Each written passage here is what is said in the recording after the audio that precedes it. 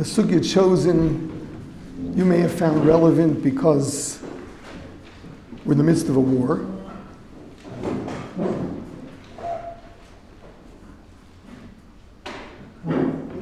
To me, that was a little more problematic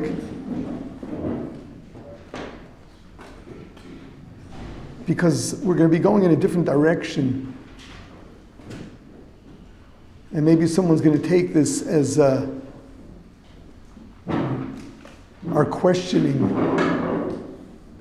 the validity of going to war, which is not at all the intended purpose. This is a sugya that Rav Noach Zichrona Levracha spoke about often. It was dear to his heart, and he really believed it.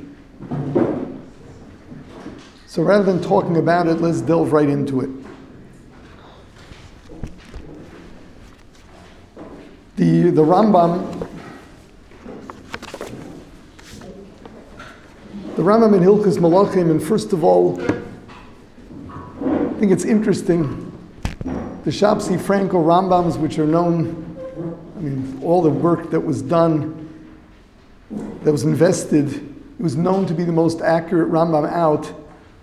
The name of this section of Rambam is not Hilchos Malachim as it was traditionally, but it's Hilchos Malachim u'Milchemos, the halachas of kings and war.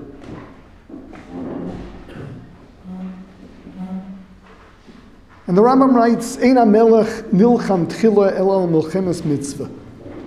When a king first takes over, the first thing he's got to do with the army is Milchemes Mitzvah.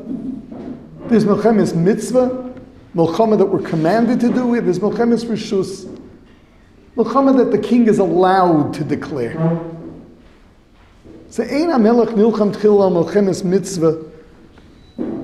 The first thing he's got to do is deal with Milchemes Mitzvah, his obligations. Bezu Milchemes Mitzvah, and the Rambam gives us a list. Zo Milchemes Shima Amamin, the first one was to conquer Eretz Yisrael from the nations that dwelled there at the time of Yetzias Mitzrayim. Milchemes Amalek, a mitzvah d'oraisa.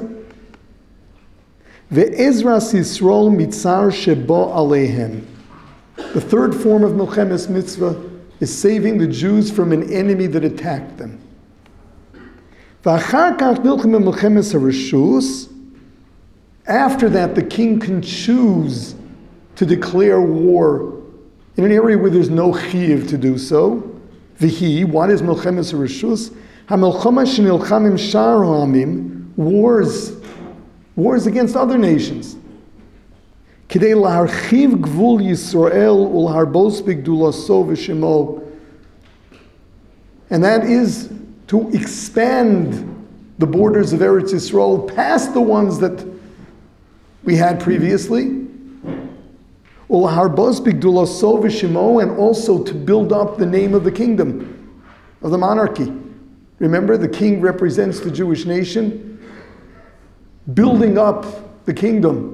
Say like Shlomo HaMelech, we brought all the riches of the world to Yerushalayim. It was not for the sake of making Eretz Yisrael more affluent, but it's the sake for bringing more prominence to the kingdom of Eretz Yisrael, and that therefore meaning more to give more respect to Klal Yisrael, because all of these things mean something to humanity.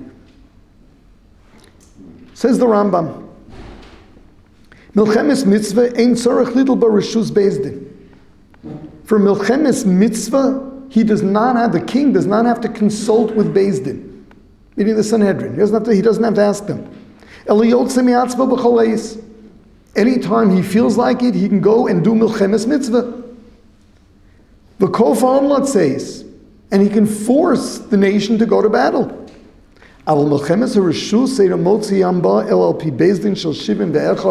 He needs the Sanhedrin of 71. He needs their permission for Milchemes HaRishus. Now, first of all, it is clear from the Rambam, both from the title of this section in Rambam, as well as from these halachas, that going to war really calls for a king. There's no mention of war without a king. Whether it's Milchemes Mitzvah, Milchemes Rishus, the Holochos of Milchama, of war, call for a king. When Shmuel Hanavi is approached by Klal Yisrael to appoint a king, they say straight out, She'elech lefanenu, who's going to go in front of us in battle. And that's the way it was. If you look through all of, whether it's David HaMelech or all of the kings, both in Yehuda and Yisrael, in Sefer Malachim, the king led the nation in battle. He went out first. David HaMelech, when he was older, they decided he should not be going out to war anymore. But until that point, the king was always first in battle. That was his role.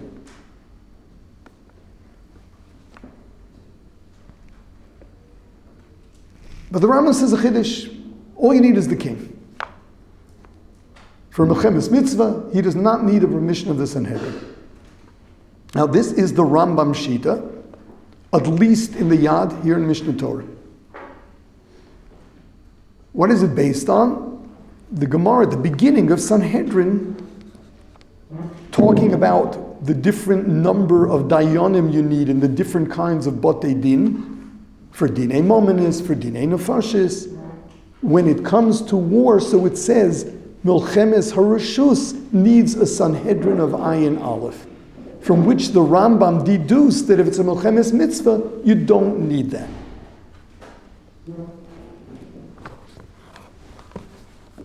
The Rambam, in his Hagdama to Sefer HaMitzvahs, the Hagdama of Sefer HaMitzvahs consists of first the Shoroshim, where he defines what is counted as a mitzvah and what not. And then, at the very end, he gives a brief introduction to mitzvahs. One of the things he mentions is that some mitzvahs only apply when there's a Beis HaMikdash, other mitzvahs apply all the time. And he mentions that all of those things that obviously need a Beis HaMikdash, he doesn't have to go and repeat that it does not apply when there is no Beis HaMikdash. And he gives us an example.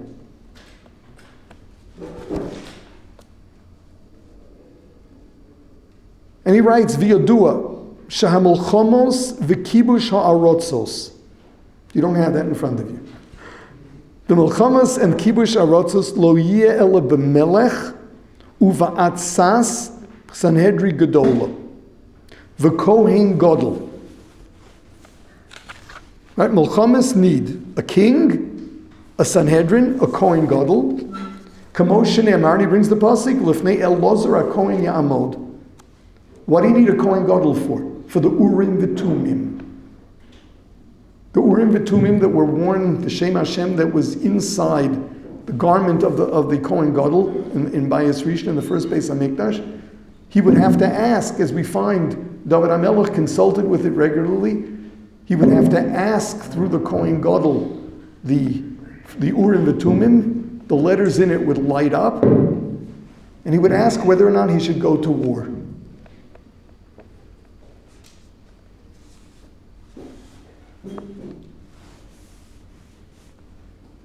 Says the Rambam, so based on all of that, Kol mitzvahs aseh o lo aseh shetia tluya b'korbanos, ba'avodos, mises bezdin, Sanhedrin, o benovi o melech, o milchemes mitzvah o milchemes rishus, lo etztarech she'omer bo, v'zeh ein anu chayavim bo el b'fnei habayis. I don't have to mention that this is only nogay in the days of the Beis HaMikdash. Ki zeh mavur mima shezacharnu. So the Rambam mentions here milchemes mitzvah or milchemes rishus. And it seems like he's coming off what he just told us, that you need Sanhedrin and Kohen Gadol. Unless we say that the Rambam here was lavdavka, all he really meant was melech, and for some reason you can't have a melech today, or at least that we don't have a melech. You need a king. But it's not as straightforward as he says there. The Ramban, at the end of Sefer HaMitzvahs, argues with what the Rambam writes.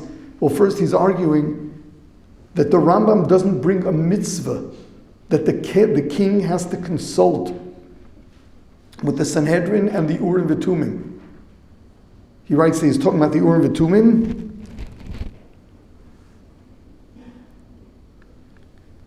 V'ushem mitzvah ala melech. He says this is a mitzvah that the Rambam did not count.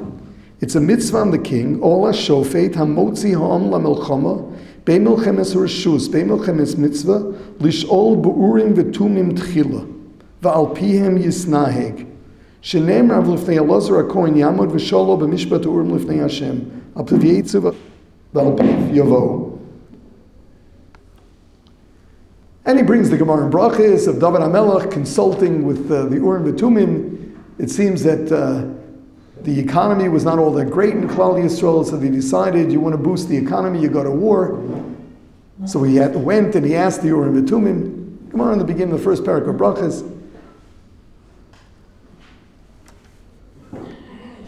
And he says that the mitzvah L'Doros, this is a mitzvah not only in the days of Elazar, not only in the days of the Malachim that we read about in Sefer Malachim, but this is forever. Whenever there'll be a king that takes the nation to war, you need Urim V'Tumim. The Rambam made no mention of Urim V'Tumim here, and he holds very clearly that you don't need a Sanhedrin. And the Ramban disagrees.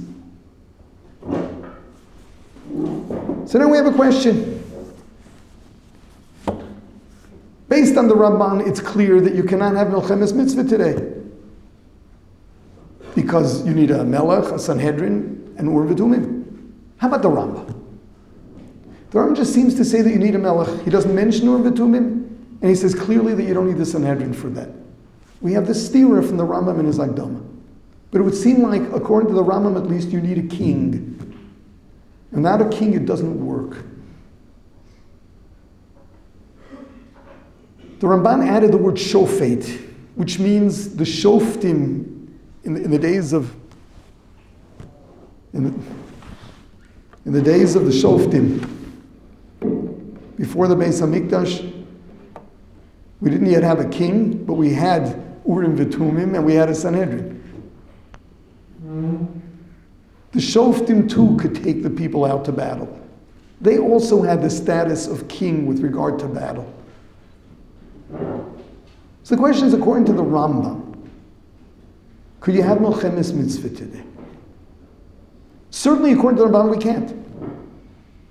Now, what's the difference if we call this Milchemes Mitzvah? Good, there are Holochos, Milchemes Mitzvah, everyone's got to go out there. But there's something much more fundamental. What we're dealing with, for example, today, is really a defensive war. We're not fighting to get territory. We're fighting off terrorists who killed and threatened to kill further. We're fighting terrorists that want the annihilation not only of the state, but of all the Jews. Say this does not go into Hilchos Milchama. We're not supposed to do that? We're not supposed to defend ourselves? It's obvious you're supposed to. Habola horgecha, the halach is if someone comes to kill you, hashkein v'orgo, beat him to it and kill him first. What's the difference between the two? See, the difference between the two is what mitzvah are we dealing with? The mitzvah of milchama, war, or the mitzvah of lo samod al dam reyecha, protecting Jews? Okay, two mitzvahs, what's the difference? There's a major difference. When it comes to lo samod al dam reyecha, it's not a simple thing. What risks are you allowed to take for the sake of saving others? I mean, soldiers are dying daily.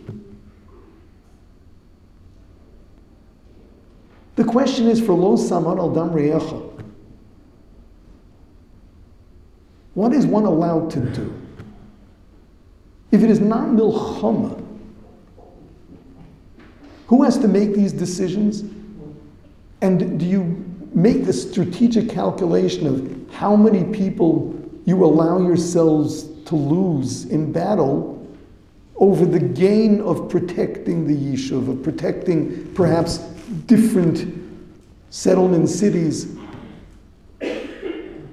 Not a simple thing. In Milchama,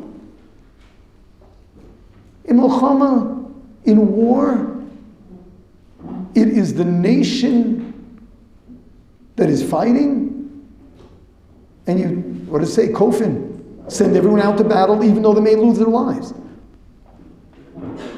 The king says you fight for the sake of Klal Yisrael, and everyone's got to listen.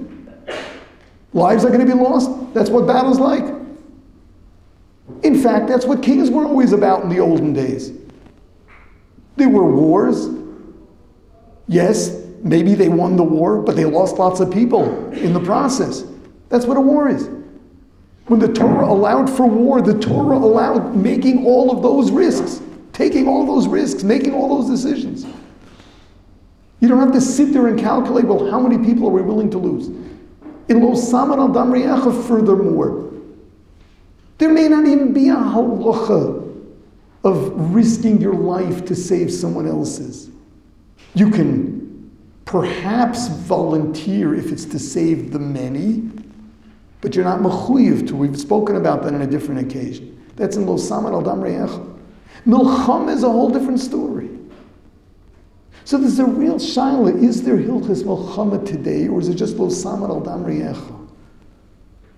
We see that you're allowed to send an army, even Milchemes Rishus. Milchemes Rishus means you want to conquer more territory. You're allowed to send people out there and you know people are going to get killed. Lo Saman Al Dam Re'echa would never allow something like that. On the contrary, we'd have to stop the king. But the law of Milchama, war, that's a different story. The king, war for the sake of the nation. That's what nations do. So if it's in Milchama, you don't have to sit there and decide, are you allowed to risk your life for something like this? It's Milchama. The king says, and you go. It's like any country. You stand up for yourself. You enlarge your territory. And yes, it's at the expense of soldiers. If it's just Lo Saman Al Dam Re'echa, it's much more confined. You have to make very careful strategic decisions, and it's not simple that you can force people to risk their lives for it. They can volunteer, but it's not clear that you can force them to. Only a king can do that. So we don't know. According to the Rambam, certainly not. That's what it would sound like. Rav Moshe Feinstein was asked this shaila. Well, let's see what he writes.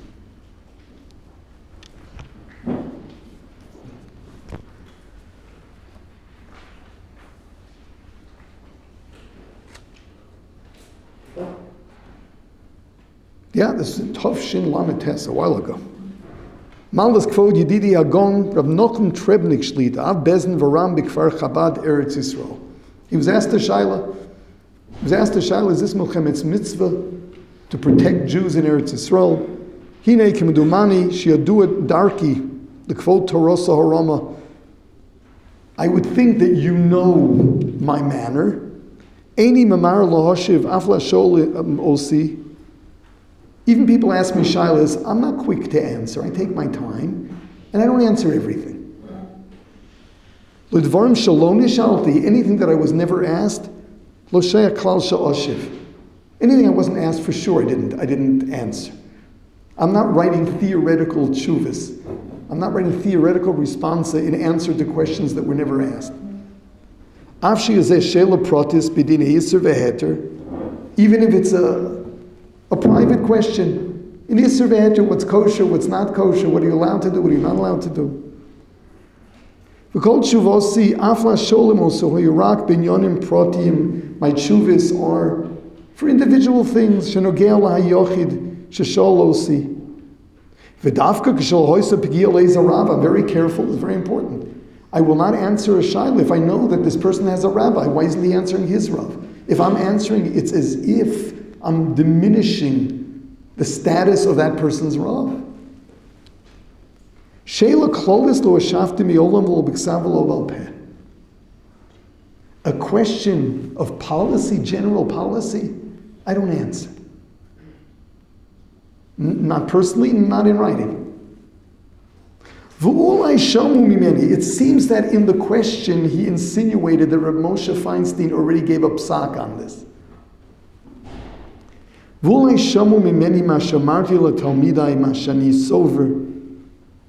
Maybe they heard things that I spoke out as we were learning to my Talmidim, which is not psak. Shini Milchama, Kivin Shenogel li Pikuach Nefesh, Tzorech Tzivuim Beyuchad V'urim V'tumim V'Sanhedrin. After Milchemes Mitzvah, Milchemes Amalek. Reb Moshe certainly is paskening like the Ramban, not like the Rambam that we have here. He is paskening that for Milchemes Mitzvah, you need the Sanhedrin and the Urim V'tumim. He brings a raya. Got to hear this one. He's bringing a raya against the Rambam. Umuchrach zeh. Mehod de David u'Shlomo v'chol malachim hatzadikim lo yotzu li'lochem ba'Amalek. Why did David HaMelech and Shlomo HaMelech not annihilate Amalek? Shaul attacked Amalek because the Navi Shmuel told him to do so, but he didn't complete the job. Why didn't David and Shlomo complete the job? Why are we waiting for Mashiach to annihilate Amalek? Why didn't they do it? He says it must be that he asked the Sanhedrin and they asked the Urim V'tumim and they said no. Otherwise they would have gone and done it. We see clearly that even Milchemes Mitzvah, we said there were three kinds of Milchemes Mitzvah. The Kibush of Eretz Yisrael from the Knaanim, the nations that lived here, the Zayin Hamamim, getting Amalek and protecting Klal Yisrael. So Moshe is saying we see that Amalek, which is Milchemes Mitzvah, David HaMelech and Shlomo HaMelech didn't do. It must be that someone stopped them. Who was that?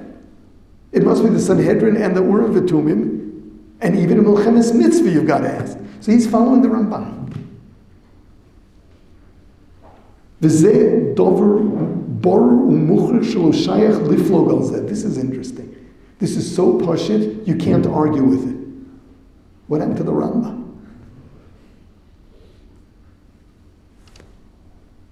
Now Rav Moshe goes on. Varak, kishenoflu ha'akum al Yisrael, when we were attacked, kahod Antiochus melech Yavan, like in the story of Hanukkah, Antiochus, ukadoma duhu lahatzola osu milchama b'bayis sheni. For Hatzalah, they did a battle in Bayis Sheni. He doesn't explain what halacha that had. That had a din of Milchemes Mitzvah? What was it? But you have to remember, the Chashmonaim volunteered. They came with Mesiras Nefesh. They volunteered. This could easily have been Lo Samar al Dam Re'echal, that they were protecting Jews. But we'll get back to this. Because we find in the early Achronim, the Levush and others, they point out that in the story of Hanukkah, there was no real threat to the lives of Jews until the Maccabees fought. What they were threatening were Jewish values. They came to fight those who wanted to be loyal to Jewish values. It was not an issue of preserving lives, it was an issue of preserving our values. Rav Moshe apparently looks at this as saving lives because a Jew can't compromise on his values. He's going to have to give his life for it. So you fight back to save your life.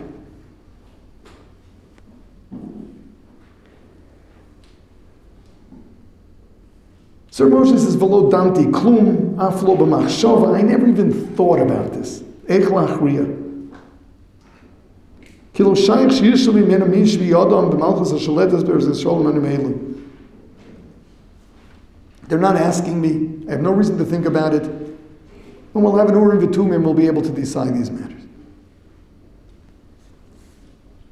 Okay, so it sounds like Rav Moshe is saying that Bisman Hazeh you cannot have a Milchemes mitzvah. I want to go back to some words he said here. He writes, Kevan shenogea lepikuach nefesh, tzorich tzivui miyuchad, v'urim v'tumim v'sanhedrin. Rav Moshe is making it very clear. Why do you need Urim v'tumim and Sanhedrin for Milchemes mitzvah? Because we're talking about lives. You're sending soldiers out to risk their lives. The Milchemes mitzvah, and certainly Milchemes Rishus, where the king is sending out an army where people are risking their lives. For that, the Torah requires that he consults with the Sanhedrin and the Urim v'tumim.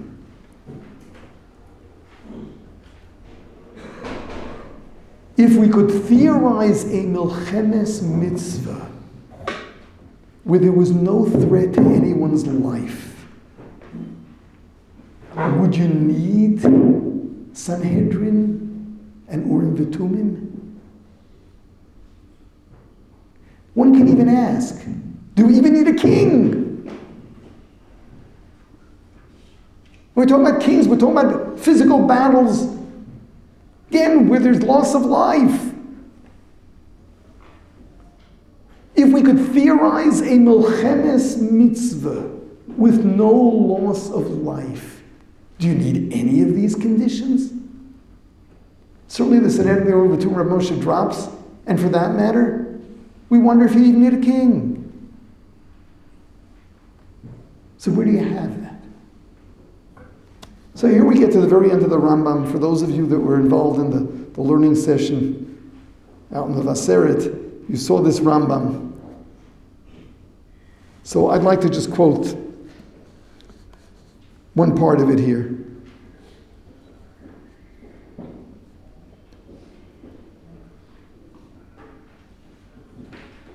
V'chol hanilcham b'chol libo, one who fights with all his heart, below pachad, without fear, v'tia kavanoso lekadesh es Hashem bilvad, his sole intent is for kiddush shem shamayim.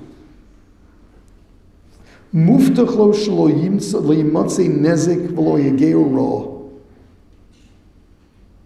V'yivne lo b'yisnacham b'Yisrael v'yiskol, and the Rambam gives him all kinds of brachas. He'll survive. Have olam haba, brings beautiful psukim.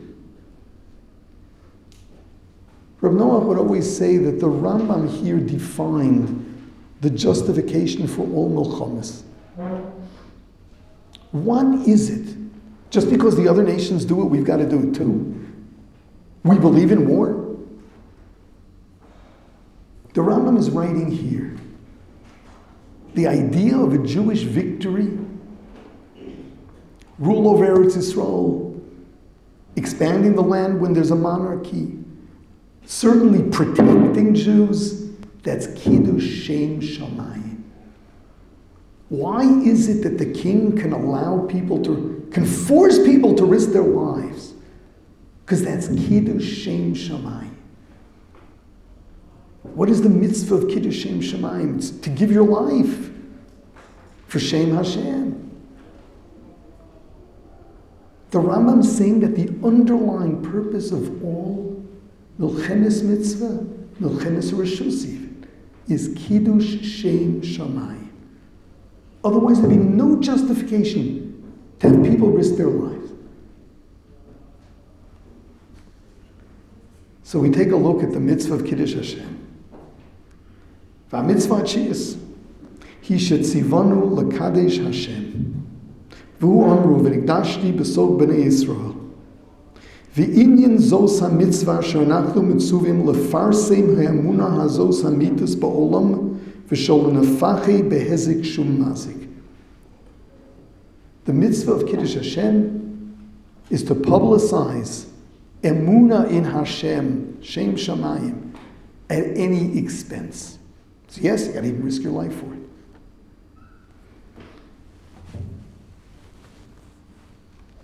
Rav Noach would tell over the famous story. They say that the Chofetz Chaim, at the end of his life, said that there was one thing he regretted. He feels that there's one thing that he really did wrong. When the Bolsheviks took over Russia and got rid of religion, Jews in Russia were observant. That they prohibited circumcision. They prohibited the teaching of Torah. It sounds like the good old days. When that happened, the Chofetz Chaim said he passed up an opportunity. He should have gotten together with a couple of Gedolei Yisrael and gone to war with the Bolsheviks.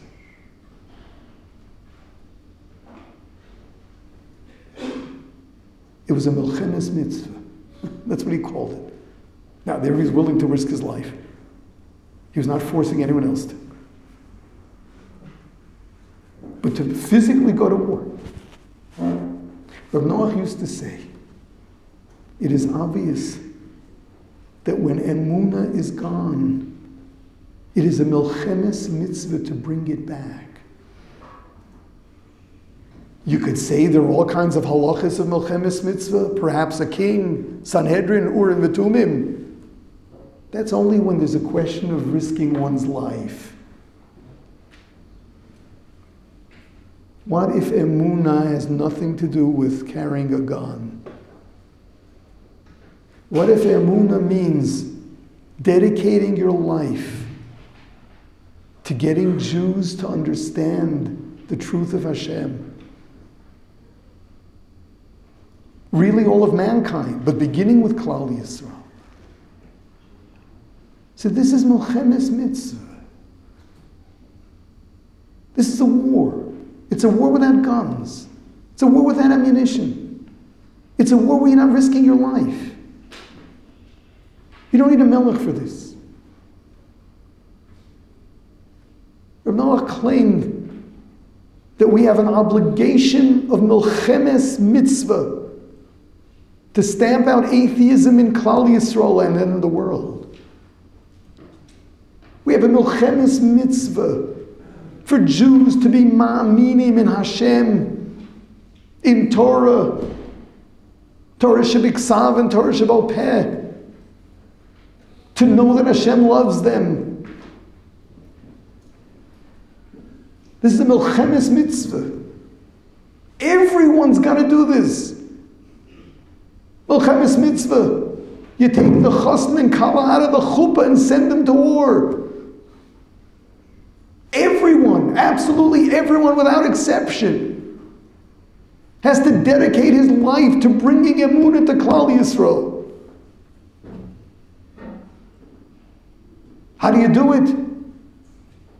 Well, really, it's a chiyuv on every one of us. He would say, figure it out. It's clear that every individual has his way of reaching other Jews. It could be your background makes a difference. Who are the people that you can relate to? It could be your different talents make a difference. Take whatever it takes. It's Milchemes Mitzvah. It's Kiddush Shem Shamayim. Since there's no risking lives here, it's obvious that we have this chiyuv.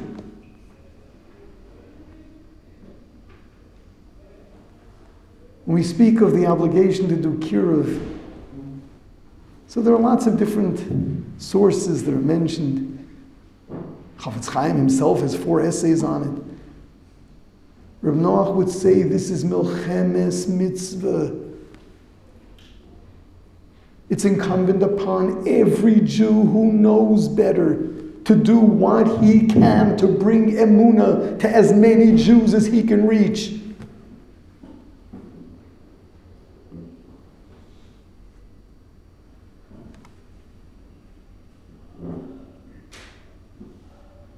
You can begin with circles of friends or family, other acquaintances. If you're talented, you can post stuff that may go viral. personal relationships wherever they're possible. In terms of planning your lives, making sure that whatever you do, you find yourself active in your communities. Whether you're actually doing this for a living or doing this along with whatever else you're doing. It's a Milchemes mitzvah. You cannot rest. You can never, ever just push this aside and say, well, there are other people doing it. Chasna and Kala under the chuppah. If someone non-frum is at the wedding, they got to be makarev. Everybody in every situation. This is Milchemes mitzvah.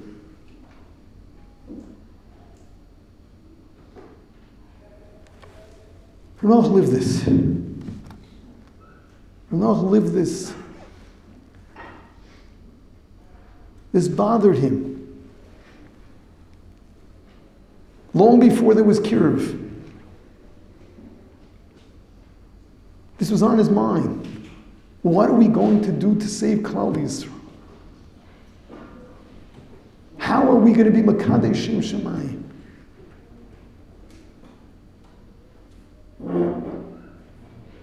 In 1953, he got on a boat and came to Eretz Yisrael. He wanted to meet with the Chazon Ish, who was the manhig.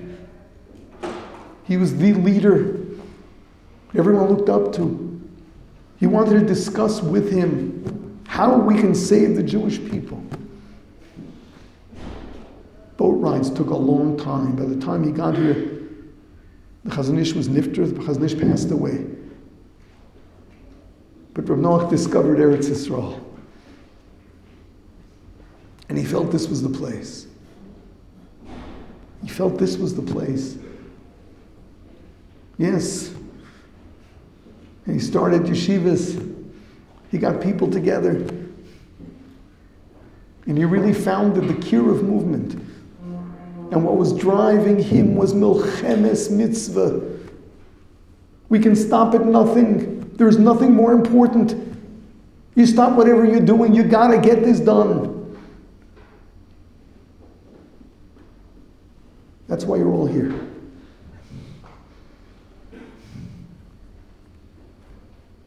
Who knows how many tens of thousands today are observant either directly from Noach, their parents, their grandparents, the Talmidim of Rav Noach, the philosophy of Rav Noach.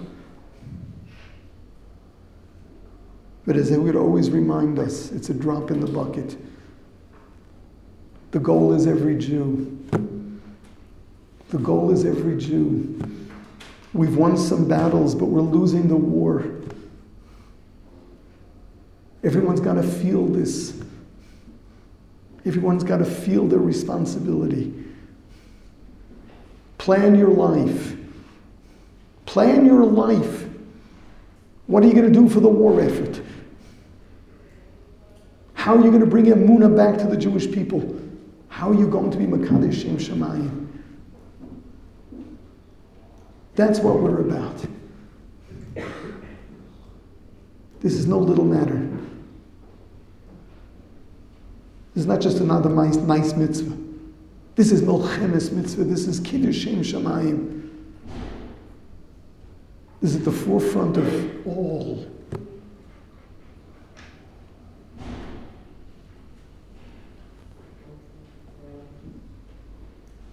You've heard about Rav Noach. You'll hear more about Rav Noach. Don't just let this day pass. You got to think about what you are going to do for the war effort for the rest of your life until we help bring Mashiach Tzidkenu, the Meher of Yamin.